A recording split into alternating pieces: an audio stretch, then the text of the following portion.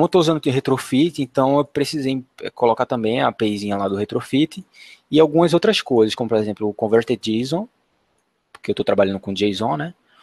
E um adapter RxJava. Por quê? Por padrão, o Retrofit ele trabalha com callbacks e o RxJava ele não trabalha com callbacks. Então, o Retrofit ele tem um adapter lá que faz com que o Retrofit converse com o RxJava.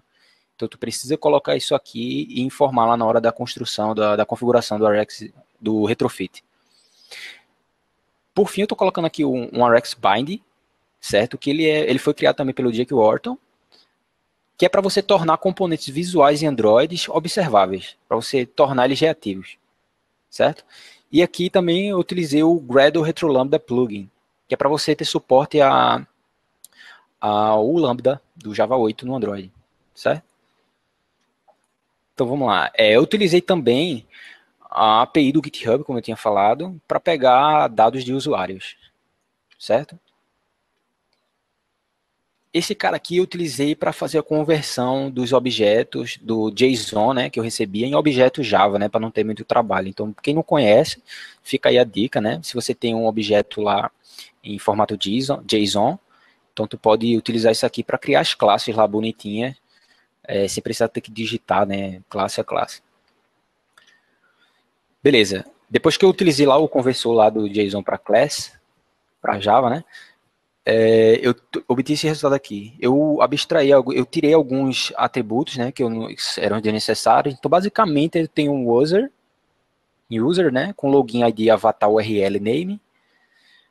Eu tenho também um repositório, que só tem um ID, o nome completo, o dono dele, né, o owner, e a descrição. E eu tenho um repos payload, que ele é basicamente o resultado da minha pesquisa. Beleza? Então vamos lá. Cada vez que eu pesquiso algum repositório, ele me traz uma lista de repositórios, certo? Então basicamente é isso aí. Então vamos lá. Para a gente começar a configurar o retrofit, então eu preciso declarar uma interface lá. Desculpa. Eu preciso declarar uma interface configurando meus endpoints lá, né, do GitHub. Então aqui eu tenho o procurar repositórios, onde eu estou definindo aqui o verbo http get e passando o endpoint dele, que é o search barra repositories. E como parâmetro eu estou passando uma query, né, que é o que eu quero pesquisar realmente. Eu tenho também o getOwner, eu estou pegando o usuário pelo nome dele, pelo nome do usuário, eu passo como parâmetro. Eu tenho também o getRepos, né, que é o pegar um repositório específico, pegar repositório específico de um usuário. Então eu passo o login do usuário, ele vai me retornar os repositórios desse usuário.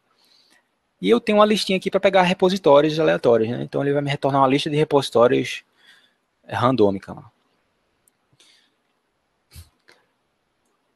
Beleza. Então aqui a gente tem a classe Repos API, certo? Que é a implementação da minha API lá. Então como é que a gente implementa ela?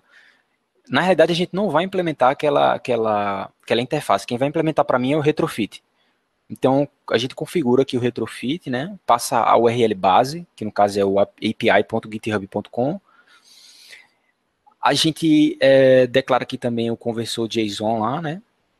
Para o retrofit, trabalhar com ele, com algumas configurações que eu passei também. E a gente coloca aqui o adapter do Rx, que é para o retrofit entender que ele vai trabalhar em conjunto com o Rx. No final, eu peço para o retrofit implementar aquela interface que a gente definiu, esse cara aqui. Então, ele mesmo vai criar toda a classe responsável por fazer essa conexão aqui com as requisições a esses endpoints. Beleza? Então vamos para a primeira implementação real lá com o Rx Java, Rx Android, beleza? Como é que é a aplicação? A aplicação é basicamente uma telinha com um botão de pesquisa. Então a cada item que a cada botão, tecla que eu vou apertando, eu vou fazendo uma requisição ao API do GitHub, ele vai me retornando os resultados compatíveis com o que eu digitei. E como é que a gente trabalha com essa pesquisa? Tem um componente chamado Search View lá, que ele faz isso para mim. Só que a implementação nativa dele, tu tem que implementar uma interface que tu vai definir o que é que ele vai fazer a cada letra digitada no teclado, por exemplo. Então, com a Rex Search View, que é um componente que foi uma classe criada lá no Rex Bind, para transformar o Search View em observável, ele vai abstrair todo esse processo para você. Então, o que é que eu estou fazendo aqui? Eu estou recebendo o Search View aqui. Na hora que eu construo lá o meu menu, eu chamo esse método, Register to Search View Events, e passo o Search View. Então, eu inicializo aqui meu Rx Search View, que ele basicamente é um observable de Search View, só com outro nome. E aí, eu passo o meu Search View nesse Factory Method chamado Carry Text Exchange. Então, esse cara vai tratar todos os eventos relacionados à mudança do textozinho que eu vou digitando. Eu não preciso mais me preocupar com isso, já foi abstraído para mim, certo? Só que o que é que estava acontecendo? Se eu simplesmente deixasse essa linha de código e eliminasse todas essas daqui, até aqui, o que é que estava acontecendo? Se eu digitasse muito rápido, por exemplo, ia gerar meio que um gargalo. Os resultados iriam demorar para chegar, iam aparecer de forma lenta, e isso gera um problemão. Por quê? A API do GitHub ele tem um limite de requisições para usuários que não estão logados. No caso, para usuários anônimos, né, que estiver utilizando a API. Então isso era um problema, porque eu não digitava 5 palavrinhas e ele já bloqueava meu acesso. Então tem que esperar, acredito que são 5 minutos. Tem um tempo lá específico. Eu tenho que esperar depois de bloquear. Então eu ganhava mais algum número de requisições. Então o que é que eu fiz para resolver isso? Eu utilizei esse operator aqui chamado throttle last. Então o que é que ele vai fazer? Ele vai esperar eu digitar um monte de letras lá no teclado. Quando houver um delay de 100 milissegundos, no qual eu defini aqui, ele vai pegar a última coisa que eu digitei e vai para o próximo passo. Só que isso gerava um probleminha. Se eu continuasse digitando lá, por exemplo, eu digitasse a letra A, esperasse um pouco de digitar a letra B e assim por diante, iria gerar um outro gargalo da mesma forma. Então, o que é que eu fiz? Eu utilizei outro operador chamado de bounce. O que é que ele faz? Ele vai ficar recebendo itens até parar a minha emissão de itens. Depois que parar a minha emissão de itens, no caso, eu digito uma letra, o throttle last passa para o próximo passo. Então, o debounce vai ficar armazenando essas emissões, certo? Então, vamos supor que existam 10 caracteres aqui armazenados de debounce. Então, ele vai esperar 200 milissegundos, se nenhum item mais foi emitido, ele vai passar para o próximo passo. E o que estava acontecendo? Gerava um gargalozinho aqui embaixo da mesma forma. Então, o que é que a gente pode utilizar aqui? Um back pressure latest. O que é que esse cara faz? Com a pressão de dados, por exemplo, tu tá vendo aqui muito dado um atrás do outro num curto período de tempo. Então, chega algum momento que o observável ele não consegue tratar essa emissão. Então, o que é que eu digo aqui? Quando estiver sob pressão, só pegue o último item emitido. Então, esse Carry Text Exchange aqui vai ter um monte de filtrozinho aqui, que ele vai fazer com que operações desnecessárias não sejam executadas. Então, se eu estou digitando muito rápido, não interessa cada letra do que eu estou digitando, interessa mais no geral. Então, se eu digitei a palavra Rex Java, o que realmente importa para a pesquisa é a palavra completa e não pedaços dessa palavra. Mesmo que o que me interessa só sejam pedaços de uma palavra, por exemplo, RETR, o que importa é só pelo menos uma quantidade de caracteres considerável para que não exceda lá o meu limite de requisição.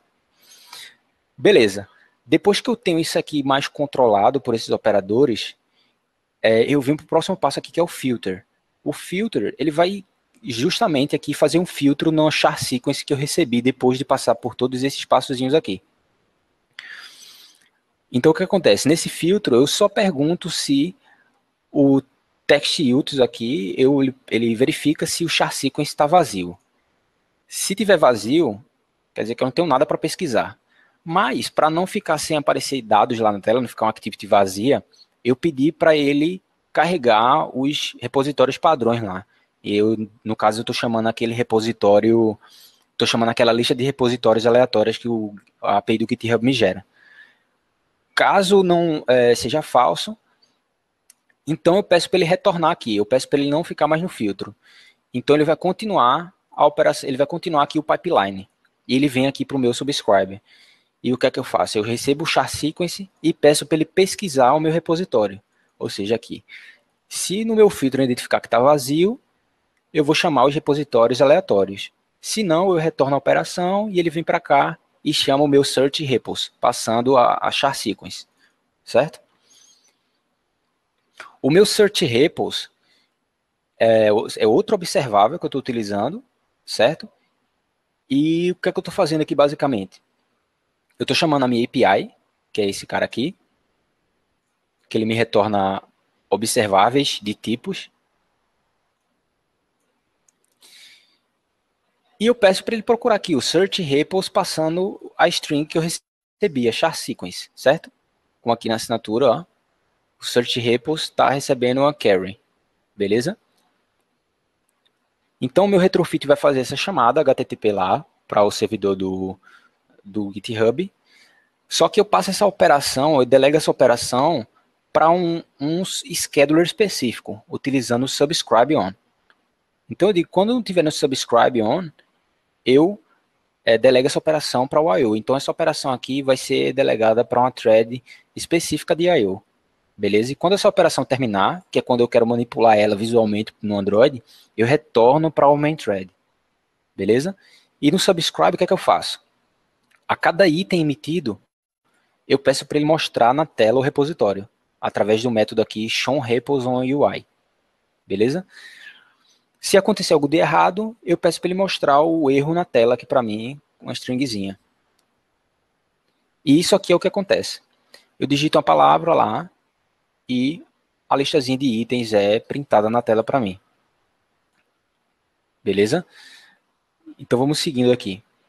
Isso é uma das aplicações, né? Eu estou agora abstraindo muito código. Pode ver que se tornou mais simples eu implementar um Search View, por exemplo. Eu não preciso implementar a interface do Search View, tratar toda a entrada, o input do usuário. Eu não preciso tratar diretamente com isso. O Rx Search View, ele já abstrai isso para mim. Eu preciso só me preocupar com o que importa. Por exemplo, eu me preocupei com essa pressão de dados aqui, quando o usuário digita muito rápido, como é que eu trato isso? Então, realmente, eu perdi mais tempo resolvendo uns problemas mais específicos, assim, em vez de estar me preocupando com o que com o que é repetitivo.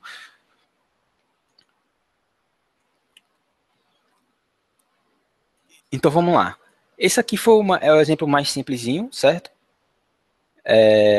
Beleza, esse aqui é o exemplo mais simplesinho. A gente não está fazendo nada muito especial, só estou fazendo a requisição HTTP e retornando ela e mostrando na tela. Aqui foi uma coisinha mais legalzinha, que aí eu abstraí aquela implementação do Search View. Agora a gente vai para uma coisinha mais trabalhada. O que é que essa função faz? Ele vai buscar o usuário. Essa função aqui é chamada quando eu clico em um repositório. Então eu quero ver quem é o dono do repositório e a lista e outros repositórios que ele é owner, né, que ele é o dono. Então como é que eu faço isso? Primeiramente eu chamo aqui a minha API, né, que é essa interface, passando o login do usuário. Então ele vai buscar o usuário com este login. Então eu delego agora a operação para o I/O. Depois que essa operação, essa requisição lá para o GitHub API me retornar o usuário lá, eu passo a responsabilidade, delego a responsabilidade agora para a main thread, para eu poder manipular a UI.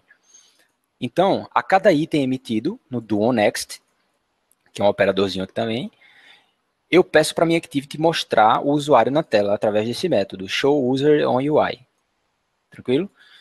Depois disso, eu tenho mais outra operação para fazer, eu preciso buscar agora os repositórios desse usuário. Então eu vou passar agora, eu vou delegar essa operação para o I/O, para essa conjunto de threads aqui I/O, dou um flat map no meu usuário. Então eu estou aqui passando o usuário como parâmetro e estou dando um flat map. O que é que o flat map faz? O flat map, ele pega um observável, ele pega um tipo observável lá, um tipo blocante, aliás, desculpa, ele pega um tipo blocante e transforma ele em outro observável. Ele pega observáveis e transforma em outros observáveis. Então eu estou pegando aqui um observável de login e estou transformando ele em outro observável. E estou passando ele aqui no outro flat map. Nesse outro flat map, eu estou acessando a minha API aqui do Android, esse cara, e estou pegando, que no caso é o meu login aqui, o login do usuário, ele é um tipo string, então eu transformo ele para observable, e estou passando ele aqui embaixo. Daí eu utilizo ele, esse login, aqui como parâmetro do getRepos. Esse login é nada mais nada menos que isso aqui. É o login que vai aqui nesse endpoint. Então tu tem o user, o login dele e o endpoint aqui repos, que vai me retornar os repositórios desse usuário. Depois disso feito, eu tenho que mapear esse cara. Por quê? Eu tive um problema em relação a isso. Eu tinha um método já pronto, no qual eu utilizei aqui atrás, que é o showReposOnUI. Beleza? Ele mostra um repositório na tela. Certo? Ele mostra aqui o repositório na tela. E ele é de um tipo repos payload. Tranquilo? Se eu voltar aqui, ok. Ele é um repos payload. Ele é um objeto que tem uma lista dentro. Mas quando você chama esse endpoint aqui, o getRepos de um usuário, ele não retorna um repos payload. Ele retorna uma lista de repositórios. Ele justamente retorna esse cara aqui. Ele retorna uma lista disso aqui. Ele não me retorna um repos payload. Então eu tive um problema, porque meu método lá de mostrar repositórios na UI, ele recebia um repos payload. Ele recebia um cara desse tipo. E no meu outro endpoint lá, ele me retorna uma lista de repositórios, o que é incompatível com a assinatura do meu mostrar repositório na UI.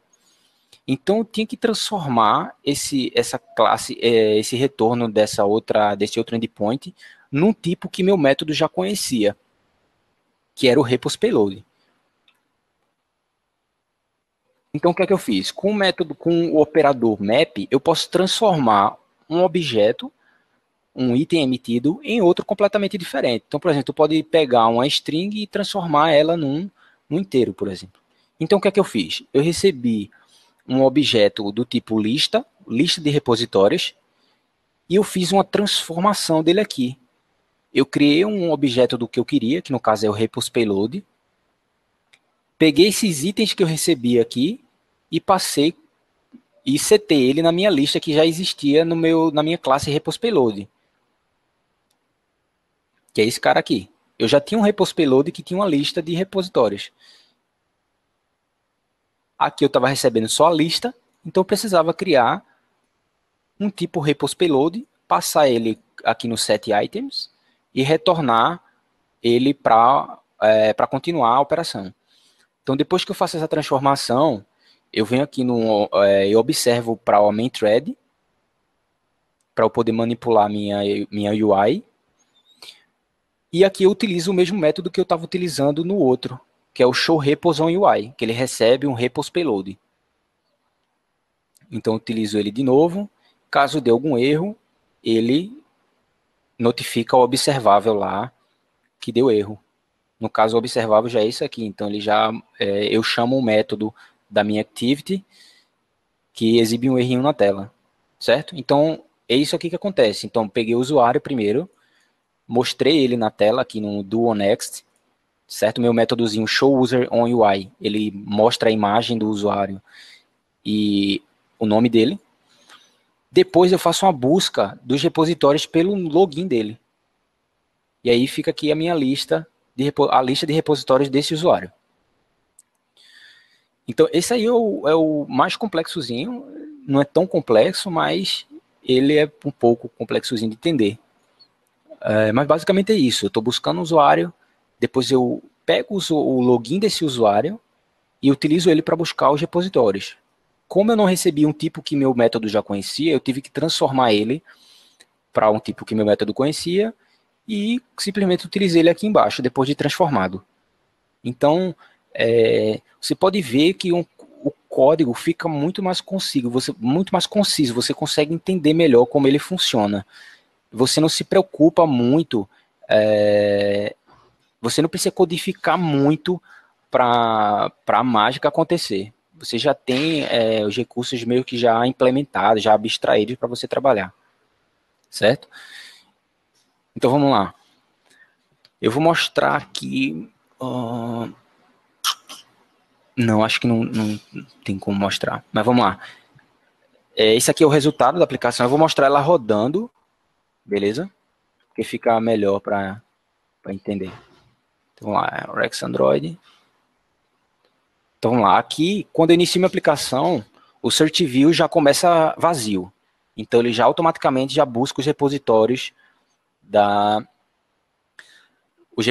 lá randômicos lá, tá vendo? Tem um monte de repositório aqui que eu nem conheço.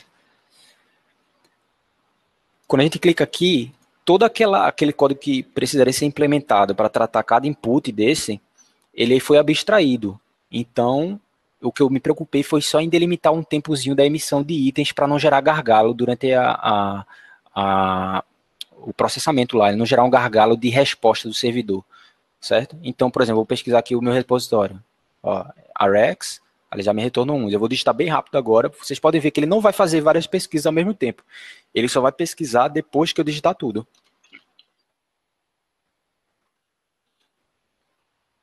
Opa, digitei errado aqui.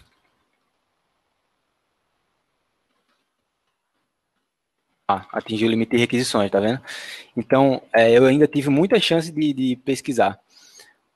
Mas basicamente é o seguinte: antes, esse erro já era disparado mais cedo, então não poderia errar nada aqui, eu teria que ter digitado muito rápido para isso funcionar. Mas vamos supor que já eu pesquisei e aqui seja o resultado da minha pesquisa. Então, quando eu clico aqui, ele vai lá no servidor, no API GitHub, pega o usuário e depois pega os repositórios desse usuário. Então, o código que tu escreveu foi mais curto, tu se preocupou basicamente com o que era necessário, tu não teve muita preocupação com outras coisas. Então, por exemplo,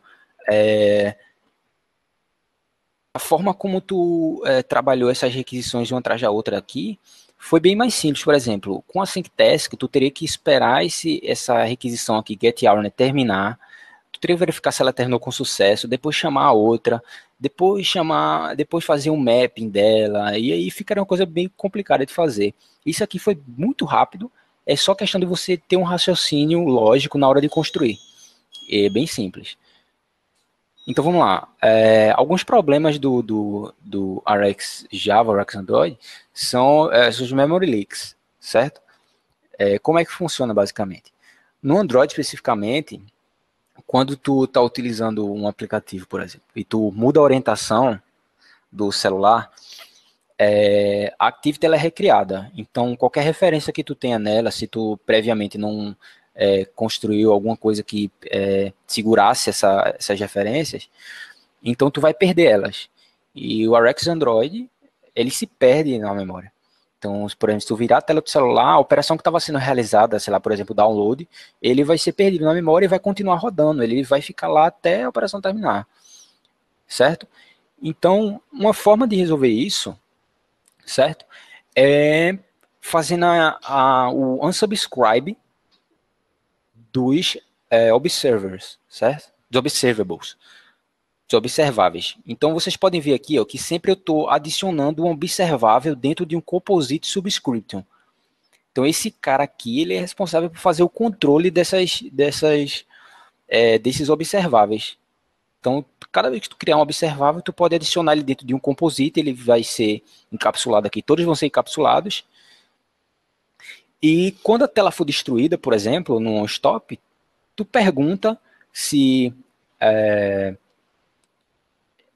já foi unsubscribed, né? Se ele não foi, então ele pede para dar um unsubscribe em todos os observables que estão nele. E aí o que, é que eu estou fazendo aqui embaixo é só chamando o método onStop do meu presenter, porque é que eu estou trabalhando com MVP. Então eu tenho um observable lá no meu presenter. Então no onDestroy da minha activity, eu peço para ele chamar um onStop lá do meu presenter. Então ele faz a mesma verificação.